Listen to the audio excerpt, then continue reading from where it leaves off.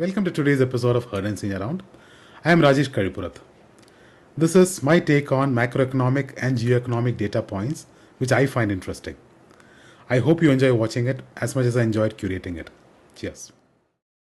If all the nations in the world are in debt, where did all the money go? It's a good idea to save your money. One day it might be worth something again. Let us all be happy and live within our means, even if we have to borrow the money to do it with.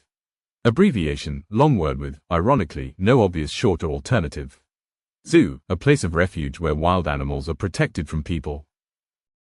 Here's a remarkable concentrated story. Just 7 companies, Apple, Microsoft, Nvidia, Amazon, Alphabet, Meta and Tesla, now make up nearly 30% of the S&P 500. A decade ago, their share was barely in single digits. Why the dominance? The numbers explain it. Over the past decade, the Mag 7 delivered around 37% earnings growth, far ahead of the rest of the US market. But success comes with a catch. Valuations are rich, and when the leadership is this concentrated, even a small stumble in tech can shake the entire index. A quiet shift is happening in India's trade story. Services exports, IT, consulting, digital work are rapidly catching up with traditional goods exports. By January FY26, services exports have already reached about $348 billion, growing at nearly 16% annually, while goods exports have crawled along at just 1% growth in recent years. In other words, India is increasingly exporting skills and code rather than containers and cargo. And unlike commodities, services don't need ships, ports, or oil. They travel instantly across fiber optic cables. India's trade ties in the Middle East are quietly being redrawn.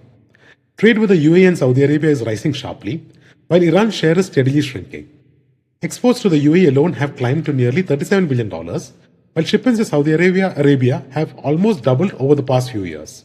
The reason is simple: geopolitics and policy.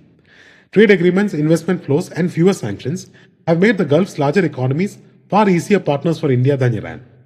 In global trade, diplomacy often decides where the containers go. India is now leading the world's third largest hub for billionaires, according to the Hurun Global Rich List 2026. Leading the pack is Mukesh Ambani with wealth nearing 10 lakh crores, followed by Gautam Adani, while tech, pharma and retail entrepreneurs fill out the list. But the bigger story isn't just the names, it's a pattern. India's wealth creators are emerging across energy, technology and pharmaceuticals, finance and retail, reflecting the rapid expansion of the country's corporate ecosystem.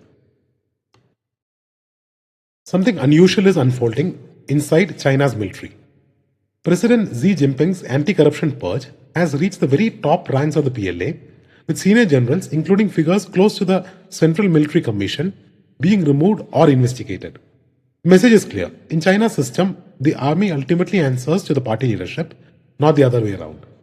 By tightening control over the military, Xi is reinforcing political loyalty inside the armed forces. For the outside world, that raises 2 possibilities. Either the leadership is cleaning house before a modernization push, or it's dealing with deeper internal fractures. Sport has quietly become one of the world's most profitable entertainment industries. At the top sits Cristiano Ronaldo, earning an astonishing $275 million in 2025, far ahead of the field. Behind him are stars like Stephen Curry, Tyson Fury, Lionel Messi and LeBron James, each crossing well over $100 million a year. What's interesting is where the money comes from. It's no longer just salaries. Endorsements, global media rights and social media influence now rival on-field earnings. In modern sport, the athlete isn't just a player, they're a global brand with a jersey number.